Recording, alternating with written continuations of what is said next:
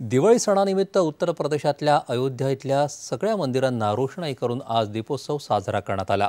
ठिकठिकाणी रांगोळ्या काढण्यात आल्या। संपूर्ण अयोध्या नगरी संध्याकाळी 12 लाख दिव्यांनी उजळून निघाली। राम की पैडी इथं 9 लाख दिवे प्रज्वलित करण्यात आले। तसंच एका लेझर शोद्वारे रामकथेचं सादरीकरण करण्यात आलं।